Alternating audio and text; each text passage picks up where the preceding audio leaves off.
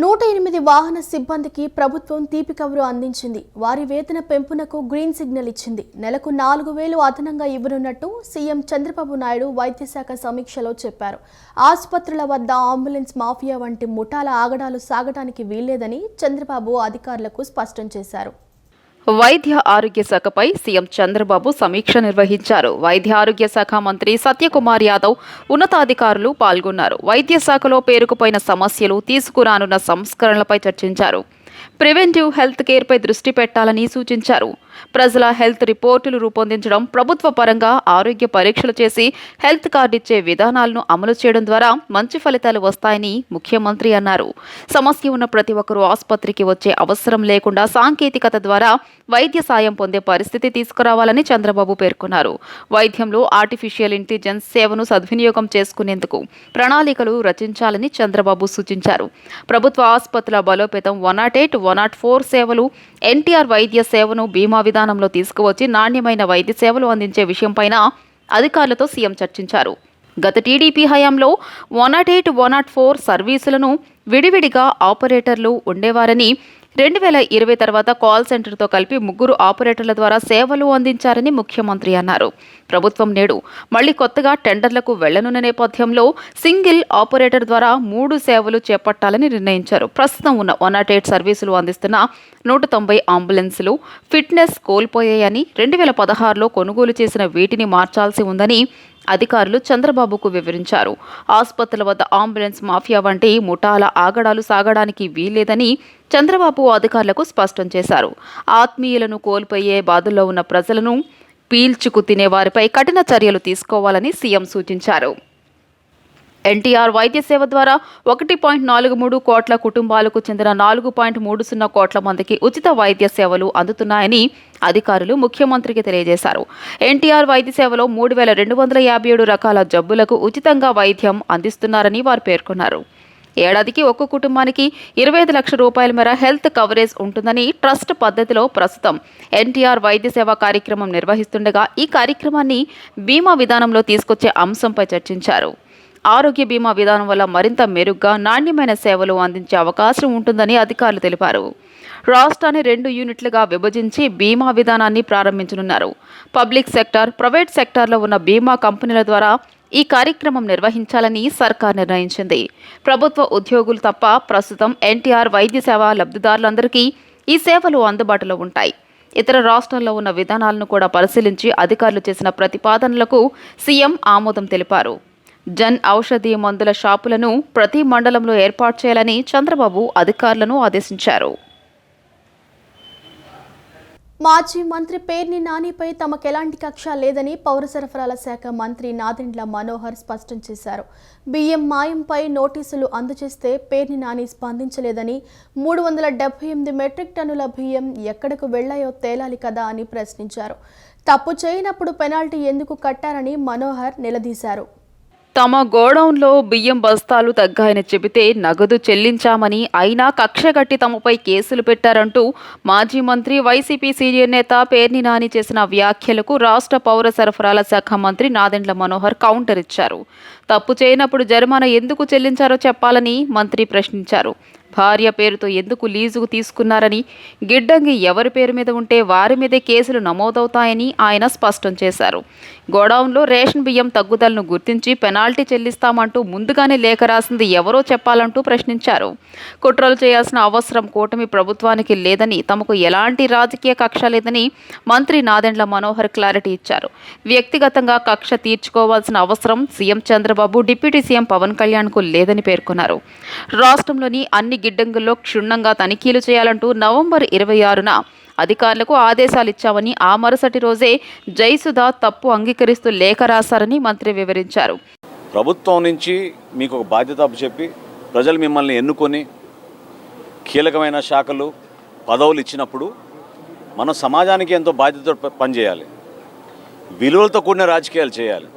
అది వదిలేసి స్వలాభం కోసం, కుటుంబ ఆస్తులు పెంచుకోవడానికి కోసం వ్యవస్థని దుర్వినియోగం చేసుకుని ఎవరు కూడా మమ్మల్ని ప్రశ్నించలేరు అనే అహంకారంతో వీళ్ళు చేసిన అవకతవకలు మామూలు విషయం కాదు. ఎప్పుడైతే సివిల్ సప్లైస్ డిపార్ట్మెంట్లో ఒక ప్రక్షాళన జరగాలి, కొన్ని పొరపాట్లు జరుగుతున్నాయని మా దృష్టికి వచ్చినాయో రాష్ట్ర వ్యాప్తంగా ఒక వీడియో కాన్ఫరెన్సు నవంబర్ 26వ తారీఖున రాష్ట్రంలో ఉన్న ప్రతి గోడౌన్లో ఉన్న యాజమానిని, అక్కడ ఉన్న మా డిస్ట్రిక్ట్ మేనేజర్ని, జాయింట్ కలెక్టర్ని మా పౌర సరఫరాల శాఖ నుంచి మా ఎండి గారు ఒక వీడియో కాన్ఫరెన్స్ ఏర్పాటు చేసి రేపు ఉదయం నుంచి మీరు ప్రతి బస్తా లెక్కబెట్టి ఆ గోడౌన్లో రిపోర్ట్ మాకు అందించాలని చెప్పి ఆదేశించడం జరిగింది. మా దగ్గర ఉన్న లెక్కలు, అక్కడున్న స్టాక్ రిజిస్టర్లు, పక్క గోడౌన్లో ఉన్న స్టాక్ రిజిస్టర్లు ఇవన్నీ చెక్ చేసిన తర్వాత జాయింట్ కలెక్టర్ గారి రిపోర్ట్ మేరకు 378 మెట్రిక్ టన్నుల బియ్యం అక్కడి నుంచి మాయమైంది. దీనికి ఏం సమాధానం చెప్తారు? అనవసరంగా మీరు ఒక ప్రెస్ కాన్ఫరెన్స్ పెట్టి, అంటే మీ కుటుంబ సభ్యుల పైన పేర్లు పెట్టమని మేము ఏమైనా చెప్పామా? మీ పేరే పెట్టుకోవచ్చు కదా, మీరు వ్యాపారం చేయొచ్చు కదా. మీరే 2021లో ఈ గోడౌన్ అప్పుడు ప్రభుత్వంలో ఉన్నారు కాబట్టి ఇన్వెస్టర్ గోడౌన్గా వీళ్ళు లాక్కుని ప్రభుత్వం నుంచి సంపాదించుకోవాలని ఓ దుర్మార్గమైన ఆలోచనతో చేసిన కార్యక్రమం ఇది. 3 రాజధానుల పేరుతో వైసీపీ అధినేత మాజీ సీఎం వైఎస్ జగన్మోహన్ రెడ్డి 3 ముక్కలాట ఆడి రియల్ ఎస్టేట్ రంగాన్ని కుదేలు చేశారని రాష్ట్ర మున్సిపల్ శాఖ మంత్రి పి నారాయణ ఆరోపించారు. ఏ రాష్ట్రంలోనైనా రియల్ ఎస్టేట్ రంగం అభివృద్ధి చెందితేనే ఆ రాష్ట్రం ప్రగతి సాధిస్తుందన్నారు. రియల్ ఎస్టేట్ రంగానికి సంబంధించి నూతన విధానాలు ఈ నెల 30, 31 తేదీల్లో విడుదల చేస్తామని వెల్లడించారు. భవన నిర్మాణానికి సంబంధించి అనుమతులను సింగిల్ విండో విధానాన్ని వాడుకలోకి తీసుకొస్తామన్నారు. నగరంలోని వెన్యూ కళ్యాణ మండపంలో నెరెట్కో ఆధ్వర్యంలో 2025 డైరీ ఆవిష్కరణ కార్యక్రమం శనివారం రాత్రి జరిగింది. ఈ కార్యక్రమానికి మున్సిపల్ శాఖ మంత్రి నారాయణ ముఖ్య అతిథిగా విచ్చేశారు. ఎంపీ కేశినేని శివనాథ్, ఎమ్మెల్యేలు బోండా ఉమామహేశ్వరరావు, యార్లగడ్డ వెంకట్రావు, నెరెట్కో ప్రతినిధులతో కలిసి మంత్రి నారాయణ డైరీని ఆవిష్కరించారు. ఈ సందర్భంగా మంత్రి మాట్లాడుతూ ఒకేసారి రాజధానిలో 60,000 కోట్ల రూపాయల అభివృద్ధి పనులు ప్రారంభమవుతాయని తెలియజేశారు. అధికారిక భవనాలు, టవర్స్ నిర్మాణం, విశాలమైన రోడ్లు నిర్మాణాలు జరుగుతాయని తెలిపారు. ఈ రాష్ట్రంలో ఏడాదిలోగా రియల్ ఎస్టేట్ అభివృద్ధి చెందుతుందన్నారు. తద్వారా రాష్ట్రం కూడా అన్ని విధాలా వృద్ధి చెందుతుందని తెలియజేశారు. మీరు కూడా రాష్ట్ర అభివృద్ధిలో భాగస్వామ్యం కావాలని మంత్రి నారాయణ కోరారు. ఎక్కువగా టౌన్ ప్లానింగ్ దాని మీద ఫోకస్ పెట్టాను. మొదటి 3 నెలలు టౌన్ ప్లానింగ్ మీద ఫోకస్ పెట్టాను. మా యొక్క మున్సిపల్ కమిషనర్స్ని, టౌన్ ప్లానింగ్ సిబ్బందిని ఇతర రాష్ట్రాలకు పంపించడం, ఉన్న బెస్ట్ ప్రాక్టీసెస్, మనకంటే బెస్ట్ ప్రాక్టీస్ ఏముండాయో అవన్నీ స్టడీ చేసి రమ్మంటాం. వాళ్ళందరూ కమిటీలు ఫామ్ చేసి డిస్కస్ చేయడం. ప్యారలల్గా మీరు మీ అసోసియేషన్ కూడా నన్ను దాదాపు 5-6 సార్లు కలిశారు. నేనే రమ్మన్నాను. మిమ్మల్ని కూడా ఇతర రాష్ట్రాల్లో బెస్ట్ ప్రాక్టీస్ ఏమైనా ఉంటే అవి తీసుకురమ్మని నేను చెప్పడం జరిగింది. ఆన్లైన్ సిస్టంలో ఇంకా ఇంటిగ్రేట్ చేయాలి, అదర్ డిపార్ట్మెంట్స్ ఇంటిగ్రేట్ చేయాలని. ఆ తర్వాత ఫైర్ డిపార్ట్మెంట్ వాళ్ళు, రెవెన్యూ వాళ్ళు, ఇరిగేషన్ వాళ్ళు, వీళ్ళందరితో అనేక దఫాలు సెక్రటరీస్తోనూ కమిషన్తో మీటింగ్ పెట్టాను. వాళ్ళందరూ కూడా వాళ్ళ సర్వర్ని మున్సిపల్ సర్వర్స్తో ఇంటిగ్రేట్ చేయడానికి ఒప్పుకున్నారు. ఆల్రెడీ ఆ వర్క్ జరుగుతుంది. అయితే దానికి సంబంధించి సాఫ్ట్వేర్ కొంత చేంజెస్ చేస్తున్నారు. బహుశా అది ఫిబ్రవరి ఎండింగ్ లోపల కంప్లీట్ చేయమని చేశారు. ఎంపీ కేశినేని శివనాథ్ మాట్లాడుతూ చంద్రబాబు సారథ్యంలో రియల్ ఎస్టేట్ రంగానికి పూర్వ వైభవం వస్తుందన్నారు. అమరావతి రాజధానిగా అన్ని విధాల అభివృద్ధి చెందబోతోందని తెలిపారు. జనవరి 20 నుంచి రాజధానిలో పనులు పరుగులు పెట్టడం ఖాయమన్నారు. రియల్ ఎస్టేట్ రంగానికి కూడా పూర్వ వైభవం వస్తుందని తెలిపారు. ఎన్ఏసీ సెంటర్ను విజయవాడ సెంట్రల్లో నెలకొల్పాలని చెప్పారు. అమరావతిలో పనులు మొదలైతే బిల్డర్లకు, వర్కర్ల కొరత ఉంటుందని అన్నారు. ప్రతి భవన నిర్మాణ కార్మికునికి శిక్షణ ఇచ్చేలా చూడాలన్నారు. అమరావతిలో వేగంగా మొదలు పెట్టబోతున్నారు క్యాపిటల్ పనులు. కాబట్టి మీరందరూ జాగ్రత్తగా ఉండాలి. ఎందుకు జాగ్రత్తగా ఉండాలంటే ఇవాళ అమరావతిలో జరిగే కన్స్ట్రక్షన్ వర్కర్స్ వల్ల విజయవాడలో కన్స్ట్రక్షన్ వర్కర్స్ ఇబ్బంది పడబోతున్నారు. ఇవాళ నాణ్యమైన కార్మికుడు మా బిల్డర్లకు అందాలని మేము కోరుకుంటున్నాం. తప్పకుండా దాని మీద అందరం కలిసి దృష్టి పెట్టి విజయవాడలో హైదరాబాదుని తలపించే విధంగా ఎన్ఏసీ సెంటర్ పెట్టి కార్మికులకు ట్రైనింగ్ ఇప్పించుకుందాం. కాబట్టి అది రాజధాని ప్రాంతంలో కానీ విజయవాడ ప్రాంతంలో కానీ ఎక్కడైనా కూడా ఈ ఎన్ఏసీ సెంటర్ హైదరాబాదులో ఉన్నట్టు ఆంధ్రప్రదేశ్లో ఉన్న ప్రతి భవన నిర్మాణ కార్మికుడు ట్రైనింగ్ ఇచ్చే విధంగా పెట్టాలని కోరు. ఎమ్మెల్యేలు బోండా ఉమామహేశ్వరరావు, యార్లగడ్డ వెంకట్రావు మాట్లాడుతూ వైసీపీ ప్రభుత్వంలో అమరావతి నుంచి హైదరాబాద్కు అందరూ వలస వెళ్లారన్నారు. ఇప్పుడు చంద్రబాబు పాలనలో అందరూ అమరావతి వైపు చూస్తున్నారని అన్నారు. రాజధాని అమరావతి అభివృద్ధితో ఈ ప్రాంతం రూపురేఖలు మారడం ఖాయమన్నారు. ఈ కార్యక్రమంలో నెరెడ్కో ప్రతినిధులు పాల్గొన్నారు. రాబోయే కాలంలో ఊరు వాడ రాష్ట్రంలో ఏ ఊరు యా ఊరు లేకుండా అన్ని గ్రామాల్లోనూ రియల్ ఎస్టేట్ వాల్యూస్ పడిపోయిన పరిస్థితి గత ప్రభుత్వ 5 సంవత్సరాల ప్రభుత్వ పనితీరు నిదర్శనంగా మళ్ళీ పతనం ఉన్న ఆంధ్రప్రదేశ్ రాష్ట్రాన్ని ఎన్డీఏ ప్రభుత్వం వచ్చిన తర్వాత చంద్రబాబు నాయుడు గారు గాడిలో పెట్టిన పరిస్థితి మీ అందరికీ తెలిసిందే. రాబోయే కాలంలో అమరావతిలో దాదాపు 40,000 కోట్లు పైబడి రాబోయే 2-3 సంవత్సరాల్లో పెట్టుబడి పెట్టే పరిస్థితి. అమరావతిలో పెట్టుబడులు పెట్టాల్సిన అందరినీ కోరుతూ అలాగే మీరు కూడా అమరావతి పునర్నిర్మాణంలో మీరు కూడా భాగస్వాములు కోరుకుంటూ ఈ కార్యక్రమానికి ఆహ్వానించిన ధన్యవాదాలు తెలియజేస్తారు. ఆ రోజు రియల్ ఎస్టేట్ రంగం ఎలాగా ఎంత ఊపు మీద ఉంది, ఎంత బ్రహ్మాండంగా అందరి వ్యాపారాలు కూడా బాగున్నాయి చూసాం. మళ్ళీ అటువంటి పరిస్థితే ఇవాళ 2024-29కి వచ్చింది. ఇవాళ కొంచెం రెసిషన్ ఉంది కంట్రీ వైడు, కొంచెం స్లోగా మనీ ఫ్లోటింగ్ లేకపోయినా రాబోయే జనవరి నుంచి 2025 రియల్ ఎస్టేట్ రంగానికి బ్రహ్మాండంగా ఉండబోతూ ఉంది. ఇవాళ ఇక్కడే కాదు అన్ని చోట్ల బాగోబోతూ ఉంది. హైదరాబాద్ నుంచి ముందు విజయవాడ నుంచి ఇన్వెస్ట్మెంట్స్ అన్నీ హైదరాబాద్ వెళ్ళాయి. ఇవాళ ఈ ప్రభుత్వం వచ్చినాక హైదరాబాద్ నుంచి అమరావతి వైపు ఆంధ్ర వైపు ఇన్వెస్ట్మెంట్స్ అని వస్తూ ఉన్నాయంటే మరి వాళ్ళ ఈ ప్రభుత్వం మీద నమ్మకం, ఈ రాష్ట్ర ముఖ్యమంత్రి మీద నమ్మకం. ఉమ్మడి ఆంధ్రప్రదేశ్లో ప్రసిద్ధిగాంచిన పెద్దావుటుపల్లి బ్రదర్ జోసెఫ్ తంబి వర్ధంతి పురస్కరించుకొని ఈ ఏడాది ఉత్సవాలను ఘనంగా నిర్వహించేందుకు అన్ని ఏర్పాట్లు సిద్ధం చేస్తున్నట్లు పుణ్యక్షేత్ర rector reverend father Joseph Paladugu తెలిపారు. దైవ సేవకుడు బ్రదర్ జోసెఫ్ తంబి 80వ వర్ధంతి మహోత్సవాల నిర్వహణపై ప్రభుత్వ యంత్రాంగం కోఆర్డినేషన్ మీటింగ్ నిర్వహించారు. ఆంధ్ర తెలంగాణ రాష్ట్రాల్లో ప్రఖ్యాతిగాంచిన కృష్ణా జిల్లా ఉంగుటూరు మండలం పెద్దావుటుపల్లి బ్రదర్ జోసెఫ్ తంబి 80వ వర్ధంతి మహోత్సవాలకు పుణ్యక్షేత్రం సర్వం సిద్ధమవుతోంది. పుణ్యక్షేత్ర రెక్టర్ ఫాదర్ జోసెఫ్ పాలడుగు ఆధ్వర్యంలో జనవరి 13, 14, 15 తేదీల్లో తంబి వర్ధంతి ఉత్సవాలు ఏర్పాట్లపై వివిధ ప్రభుత్వ శాఖల అధికారులతో సమన్వయ సమావేశాన్ని నిర్వహించారు. ఈ సమావేశంలో ఉంగుటూరు మండల తహసీల్దార్ జె విమలకుమారి, ఎంపీడీఓ ఈ Satyakumar, EOPRD Dilip Kumar, Hanuman junction CI Satyanarayana, Atkur SI Chhaava Suresh, గ్రామ సర్పంచ్ బి తిరుపతమ్మ, కార్యదర్శి జె యోహాను, తంబి సంఘ పెద్దలు తదితరులు పాల్గొన్నారు. ఇప్పటికే ఏపీఎస్ఆర్టీసీ, రైల్వే, అగ్నిమాపక, వెన్యూ, పంచాయతీరాజ్, గ్రామ పంచాయతీ, పోలీస్, వైద్య, ఆరోగ్య శాఖల అధికారులను కలిసి తంబి వర్ధంతి మహోత్సవాలు విజయవంతం కావడానికి తమ వంతు సహకారం అందించాలని కోరినట్లు రెక్టర్ ఫాదర్ జోసెఫ్ పాలడుగు పేర్కొన్నారు.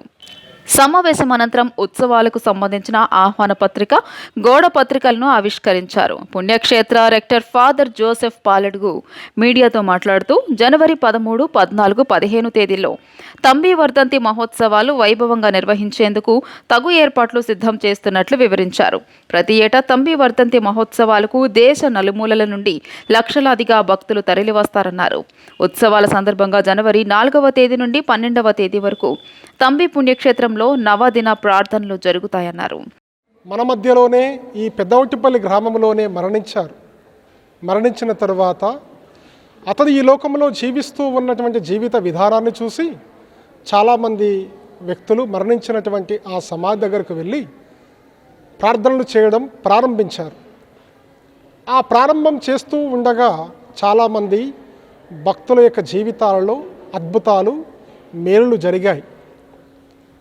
ఆ విధముగానే ఈ తెలుగు రాష్ట్రాలలో చాలామంది భక్తులు ఒక మతము కాకుండా హైందవులు కావచ్చు, ముస్లింలు, కథోలిక సహోదరులు, వేరే ప్రొటెస్టాంట్ సంఘానికి చెందినటువంటి విశ్వాసులు కూడా ఈ తంబి గారి సమాధి దగ్గరకు వచ్చి ప్రత్యేకమైన ప్రార్థనలో పాల్గొని తంబి గారి యొక్క సమాధిని తాకుతూ ప్రార్థనలు చేయడం ద్వారా ఎన్నో అద్భుతాలు జరిగాయి. ఉప ముఖ్యమంత్రి పవన్ కళ్యాణ్ ఇటీవల మన్యం జిల్లా పర్యటనలో నకిలీ ఐపీఎస్ అధికారి రావడంపై ఆయన స్పందించారు. నకిలీ ఐపీఎస్ ఎలా వచ్చాడనేది తేల్చాల్సిన బాధ్యత ఇంటెలిజెన్స్, డీజీపీ, హోంమంత్రిదే అని పవన్ అన్నారు. స్థానికంగా ఉన్న యువత క్రీడలో ఆడుకోవడంతో పాటు శాప్ తరపున క్రీడా శిక్షణ తరగతులను నిర్వహించే విధంగా మల్టీపర్పస్ యూజ్ స్టేడియంను నిర్మాణం చేస్తామని శాప్ చైర్మన్ రవినాయుడు అన్నారు. విజయవాడ 4వ డివిజన్లో ఉన్న కేంద్ర ప్రభుత్వానికి చెందిన నెహ్రూ యువజన కేంద్ర భవనం గత కొంతకాలంగా అసాంఘిక కార్యక్రమాలకు నిలయంగా మారిందని ఎంపీ శివనాథ్, ఎమ్మెల్యే గద్దె రామ్మోహన్లకు స్థానికుల నుంచి ఫిర్యాదులు అందడంతో వారు తన దృష్టికి తీసుకురావడంతో స్థలాన్ని పరిశీలించానని అన్నారు. ఈ స్థలాన్ని మల్టీపర్పస్ యూజ్ స్టేడియంగా ఉపయోగిస్తామని అన్నారు. క్రీడాకారులతో పాటు ప్రజలందరికీ ఆమోదయోగ్యమైన ప్రాంతాల్లో క్రీడా ప్రాంగణాలను అభివృద్ధి చేసేందుకు ఏపీ క్రీడా ప్రాధికార సంస్థ కృషి చేస్తుందని షాప్ చైర్మన్ అనిమిని రవినాయుడు పేర్కొన్నారు. విజయవాడ 4వ డివిజన్ పరిధిలోనున్న వెటర్నరీ కాలనీలో శిథిలావస్థకు చెందిన యూత్ హాస్టల్ భవనాన్ని స్థానిక వెటర్నరీ కాలనీ రెసిడెన్షియల్ అసోసియేషన్ సభ్యులతో కలిసి రవినాయుడు పరిశీలించారు. యూత్ హాస్టల్ భవనం శిథిలావస్థకు చేరడం కారణంగా అసాంఘిక కార్యకలాపాలకు అడ్డగా మారిందని, అలాగే ఆ ప్రాంగణమంతా నిరుపయోగంగా మారిందని అసోసియేషన్ సభ్యులు షాప్ చైర్మన్కి వివరించారు. స్థానికులతో పాటు క్రీడాకారులందరికీ ఉపయోగంగా ఉండేలా యూత్ హాస్టల్ భవనాన్ని కూల్చివేసి ప్రాంగణాన్ని అభివృద్ధి చేయాలని షాప్ చైర్మన్ అసోసియేషన్ సభ్యులు కోరారు. ఈ సందర్భంగా షాప్ చైర్మన్ మాట్లాడుతూ స్థానికులకు, అసోసియేషన్ సభ్యులకు ఆమోదయోగ్యమైతే షాప్ ఆధ్వర్యంలో క్రీడా ప్రాంగణాన్ని అభివృద్ధి చేస్తామన్నారు. విద్యార్థులకు, యువతకు, క్రీడాకారులకు ఉపయోగకరంగా multipurpose indoor hall, sports residential సెంటర్లను ఏర్పాటు చేస్తామని చర్చించారు. దీనికి సంబంధించి తొలుత యూత్ హాస్టల్ స్థలం ఎవరి పరిధిలో ఉందో తెలుసుకుని సంబంధిత అధికారులతో ఎంఓయూ చేసుకోవాల్సి ఉంటుందన్నారు. అలాగే ఆ స్థలాన్ని షాప్ అధీనంలోకి తీసుకుని షాప్ సహకారంతో అందరికీ ప్రయోజనకరంగా multipurpose indoor hall, sports residential సెంటర్లను ఏర్పాటుకు కృషి చేస్తామన్నారు. స్థానిక ఎమ్మెల్యే గద్దె రామ్మోహన్ రావు గారు, పార్లమెంటు సభ్యులు కేసినేని శివనాథ్ సహకారంతో యూత్ హాస్టల్ ప్రాంగణాన్ని అభివృద్ధి చేసేందుకు కృషి చేస్తామని రవినాయుడు వెల్లడించారు. కాలనీ వాసులకే కాకుండా క్రీడాకారులకు కానీ లేకపోతే ఇంకే విధంగా దీన్ని యూటిలైజ్ చేయాలనేది ఆలోచించాలని చెప్పి స్పోర్ట్స్ అథారిటీ చైర్మన్ గా నాకు చెప్పిన తర్వాత ఇప్పుడే వచ్చి చూడడం జరిగింది. కార్పొరేటర్ గారు కూడా ఇక్కడే ఉన్నారు. అదే విధంగా మేము ఒకటే ఎక్కడ ఏ అవకాశం వచ్చినా ఇలాంటి విలువైన భూములు కావచ్చు, లేకపోతే ఉపయోగకరమైన పరిస్థితుల్లో ఉన్నప్పుడు వాటిని యూటిలైజ్ చేయాల్సిన బాధ్యత కూడా అన్ని శాఖల మీద, ముఖ్యంగా స్పోర్ట్స్ అథారిటీ కూడా. మాకు కూడా విజయవాడలో భూములు కొరత ఉంది. ఇక్కడ గానీ దాన్ని స్పోర్ట్స్ అథారిటీ కింద కానీ దీన్ని తీసుకొని రాగలిగితే మాకు కూడా రెసిడెన్షియల్ అకాడమీలు పెట్టాలనే ఆలోచన ఉంది. మల్టీపర్పస్ యూజ్ స్థానికులు ఆడుకునే విధంగా, దాంతో పాటు మేము ఏదైనా ట్రైనింగ్ క్యాంప్ రన్ చేసుకోవాలన్నప్పుడు అది కూడా చేసుకునే పరిస్థితి ఉంటుంది. కాబట్టి దీన్ని ఏ విధంగా చేయాలి, ప్రభుత్వం చట్ట ప్రకారంగా ఏ విధంగా గతంలో ఏ శాఖలో ఉంది, ఆ శాఖ నుంచి స్పోర్ట్స్ అథారిటీకి ఈ భూమిని ఎలా తీసుకొని రావాలి, ఇటు ఎంపీ గారితో, ఎమ్మెల్యే గారితోనూ కన్సర్న్ డిపార్ట్మెంట్ తో చర్చించి దీన్ని అతి తొందరలోనే ఏ విధంగా యూటిలైజ్ అందరికీ. క్రీడల అభివృద్ధి కోసం CM Nara Chandrababu Naidu sports policy తీసుకువచ్చారని మంత్రి నిమ్మల రామానాయుడు తెలిపారు. గత వైసీపీ ప్రభుత్వం క్రీడలను ప్రోత్సహించలేదని మండిపడ్డారు. ఆడుదాం ఆంధ్ర అంటూ వైసీపీ నేతలు కోట్లు దోచుకున్నారని ఆరోపించారు. గత 5 ఏళ్ల జగన్ విధ్వంస పాలనతో ఏపీ ఆర్థిక వ్యవస్థ కుప్పకూలిందని విమర్శించారు. క్రీడలను అభివృద్ధి చేయడమే ప్రభుత్వ లక్ష్యమని జలవనరుల శాఖ మంత్రి డాక్టర్ నిమ్మల రామానాయుడు అన్నారు. యానంలో జాతీయ స్థాయి మహిళా బీచ్ వాలీబాల్ పోటీల సభను ఎమ్మెల్యే ఐతాబత్తుల ఆనందరావు అధ్యక్షతన నిన్న రాత్రి నిర్వహించారు. క్రీడలతోనే ఆరోగ్యాన్ని పెంపొందించుకోవాలని మంత్రి రామానాయుడు సూచించారు. గత 5 ఏళ్ల విధ్వంస పాలనలో రాష్ట్ర ఆర్థిక పరిస్థితి కుంటుపడిందన్నారు. రాష్ట్ర ఆదాయాన్ని పెంచేందుకు, పర్యాటకాన్ని అభివృద్ధి చేసేలా ముఖ్యమంత్రి చంద్రబాబు, ఉప ముఖ్యమంత్రి పవన్ కళ్యాణ్ కృషి చేస్తున్నారన్నారు. గోదావరి తీర ప్రాంతాలతో పాటు బీచ్లు, టెంపుల్ టూరిజంను అభివృద్ధి చేస్తామన్నారు. కార్మిక శాఖ మంత్రి వాసంశెట్టి సుభాష్ మాట్లాడుతూ గత ప్రభుత్వం ఆడుదాం ఆంధ్ర పేరుతో 150 కోట్ల రూపాయలు అవినీతి చేసిందని ఆరోపించారు. ఆంధ్ర గోవాగా యానం బీచ్కు నామకరణం చేస్తున్నట్లు ప్రకటించారు. కోనవరం, నక్కా, రామేశ్వరం మొగల ఆధునీకరణకు సహకరించాలని మంత్రి రామానాయుడిని ఎమ్మెల్యే ఆనందరావు కోరారు. అనంతరం సూరసేన యానం వాలీబాల్ అసోసియేషన్ అధ్యక్షుడు పల్లచోళ్ల పద్మనాభం, ఉపాధ్యక్షుడు లంకే భీమరాజు, ఆర్గనైజింగ్ కార్యదర్శి గొలుకోటి ఫణీంద్ర కుమార్ని సన్మానించి క్రీడాకారులను అభినందించారు. తెలుగుదేశం ప్రభుత్వ అధికారులు ఉన్నప్పుడు కూడా క్రీడలకు పెద్ద ఎత్తున ప్రాధాన్యత ఇచ్చి ఆ రోజు అత్యంత ప్రతిష్టాత్మకంగా మరి ఆఫ్రో ఆసియన్ గేమ్స్ ను కూడా ఉమ్మడి ఆంధ్రప్రదేశ్ రాష్ట్రంలో నిర్వహించినటువంటి ఘనత కూడా ఆ రోజు చంద్రబాబు నాయుడు గారిని.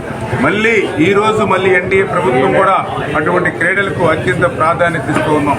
కానీ గత ఏదైతే వైఎస్ఆర్సీపీ ప్రభుత్వం మీ అందరికీ తెలుసు, ఆ రోజు 5 సంవత్సరాల పాలనంతా అంతా కూడా మరి దోపిడీ మీదే దృష్టి పెట్టినటువంటి పరిస్థితి, లూటీ మీదే దృష్టి పెట్టినటువంటి పరిస్థితి.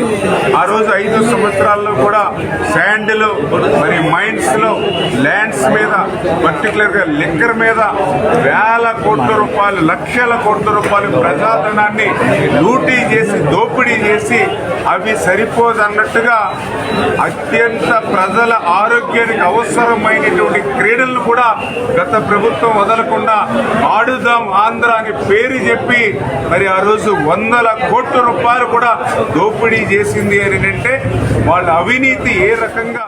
భర్త మరణానంతరం తన కుమారుడు పట్టించుకోవటం లేదని ప్రభుత్వం ఆదుకోవాలని గన్నవరానికి చెందిన గరిమెళ్ల సత్యనాగకుమారి అనే మహిళ కోరారు. శనివారం ఆమె విజయవాడ ప్రెస్ క్లబ్లో విలేకరులతో మాట్లాడారు. కుమారుడు వెంకట ఫణీంద్ర చౌదరి తనకు తెలియకుండా పెళ్లి చేసుకుని అమెరికా వెళ్లిపోయాడని వాపోయారు. ఈ విషయాన్ని అధికారుల దృష్టికి తీసుకెళ్లగా వైద్యం, ఇతర ఖర్చుల నిమిత్తం 6 లక్షలు తన బ్యాంకులో డిపాజిట్ చేయాలని ఆదేశించినా పట్టించుకోవటం లేదని ఆవేదన వ్యక్తం చేశారు. అప్పులిచ్చిన వారు ఇంటిని జప్తు చేస్తారని భయపెట్టి తన ఇంటిని కోడలి పేరుపై రాయించుకున్నారని పేర్కొన్నారు. ఇంటిని అమ్మే ప్రయత్నం చేయగా తన ఇంటిని అమ్మే హక్కు కుమారుడికి లేదని హైకోర్టు తీర్పు ఇచ్చిందని గుర్తు చేశారు. అన్ని వ్యసనాలు ఉన్నాయి, చాలా అప్పులు చేసి చనిపోయారు. నా కొడుకు గరిమిళ్ళ వెంకట ఫణీందర్ చౌదరి మైనరు. అప్పులకి ఆస్తులకి బాధ్యత నేనే తీసుకున్నానండి. 2005లో నా కొడుకుని నా పేరునున్న డిపాజిట్లు, బంగారం తాకట్టు పెట్టి నా భర్త యాక్సిడెంట్ అప్పులతో లండన్ పంపించి అమ్మేసి చేయించానండి.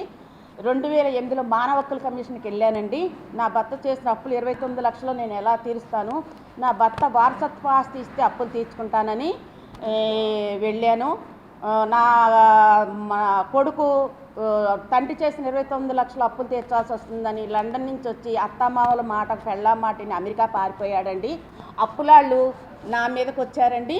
నా తండ్రి పసుపు కుంకాల నిమిత్తం నాకు గన్నవరంలో ఇల్లు ఇచ్చారు సార్. ఆ ఇంటి మీదకి 3 జప్తు నోటీసులు తెచ్చారు. ఇంటి తాళాలు తీసుకుని ఇంట్లో ఫర్నిచర్ అమ్మేసి ఇల్లు అద్దెకిచ్చేశాడండి. నేను వస్తానంటే రాటాకి ఇల్లేదని అన్నారు. 2019 వరకు ఇల్లు రాసినప్పుడు 4 పెద్ద మనుషులు ఉన్నారండి, కాపీ ఉంది. 2000 పెద్ద మనుషులు ఉన్నారండి, 4 పెద్ద మనుషుల ముందే ఇల్లు రాశానండి. పద్దాలతో దూసిచ్చాడండి. నేనేం చెప్పినా చూపించినా వినలేదు. నేను కేసు పెట్టానండి ఆయన మీద. ఇదిగోండి కేసు పెట్టాను. సీఎంఓ కాడి నుంచి కలెక్టర్ వరకు సీసీ ఫుటేజులు చూసి ఎస్పీకి బందరు వెళ్ళి కేసు పెట్టానండి. విజయవాడ ఎల్ఐసి కాలనీలో కల Sri learning zone hub of all arts నందు రమణీయం పేరుతో నిర్వహించిన ఫెస్ట్ ఆకట్టుకుంది. మాజీ జెడ్పీ చైర్పర్సన్ గద్దె అనురాధ ముఖ్య అతిథిగా పాల్గొని విద్యార్థులు ప్రదర్శించిన పలు అంశాలను ఆసక్తిగా తిలకించి విద్యార్థులను అభినందించారు. అన్ని కళలను నేర్పించే శ్రీ లెర్నింగ్ జోన్ విజయవాడలో ఉండటం గర్వకారణమని అన్నారు.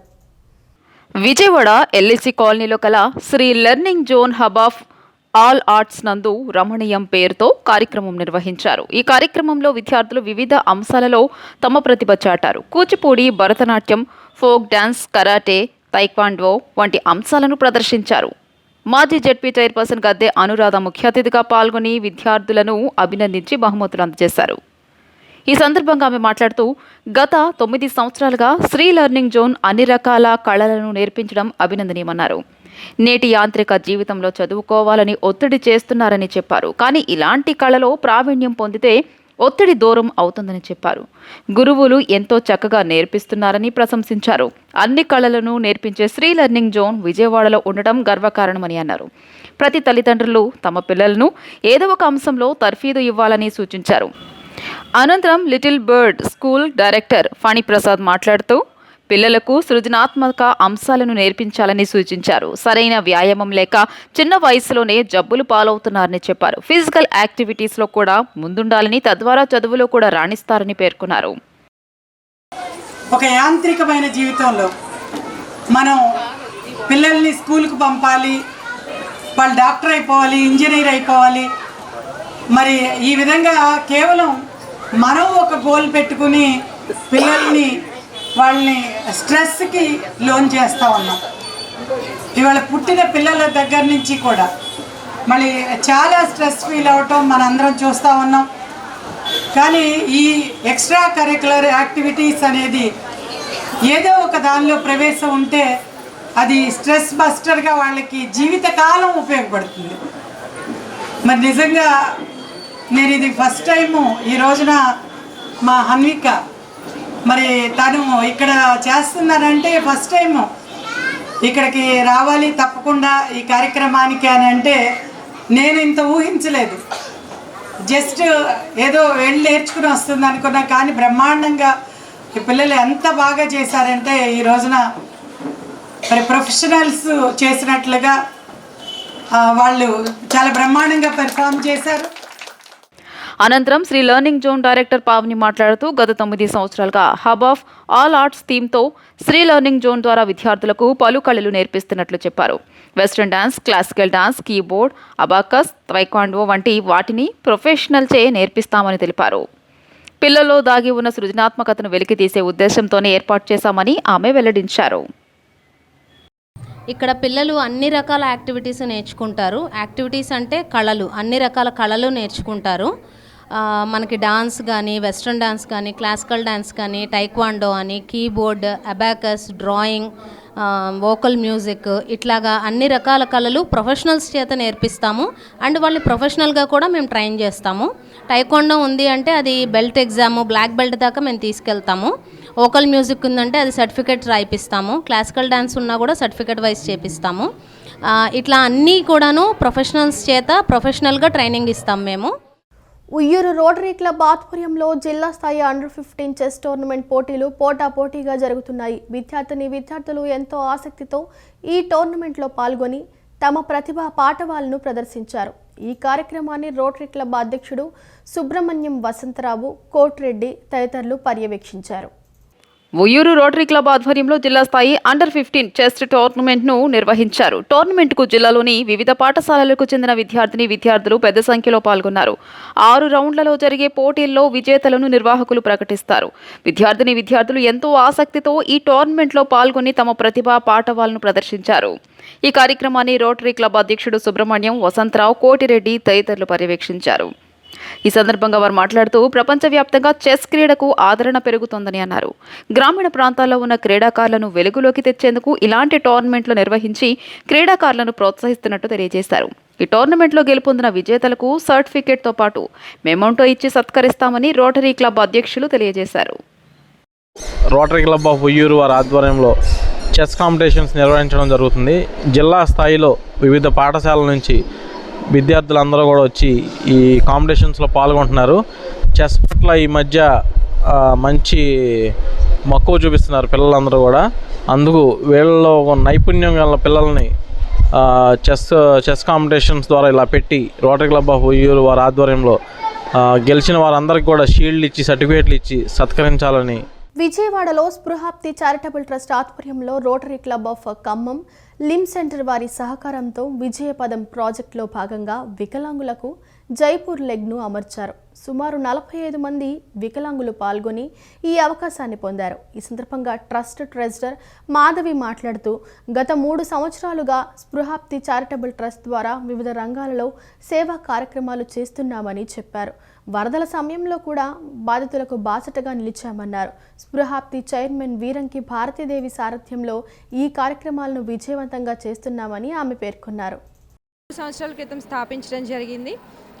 అలా ఎన్నో సేవా కార్యక్రమాలు చేస్తూ ఆర్తులకు అన్నదానం, మహిళలకు కావలసిన సదుపాయాలు, వృద్ధులకు కావాల్సిన సదుపాయాలు, వృద్ధాశ్రమాలకు, ఆర్ఫనేజ్, ఇలా ఎన్నో సేవా కార్యక్రమాలు చేస్తూ కాలేజ్లో అవేర్నెస్ ప్రోగ్రామ్స్ ఇవ్వటమే కాకుండా మొన్న లాస్ట్ టైం అనుకోకుండా వచ్చిన వరద ఆపత్తుకు మా వంతు సహాయం చేస్తూ ఇలా ముందుకు సాగుతున్నాము. ఈ సంవత్సరం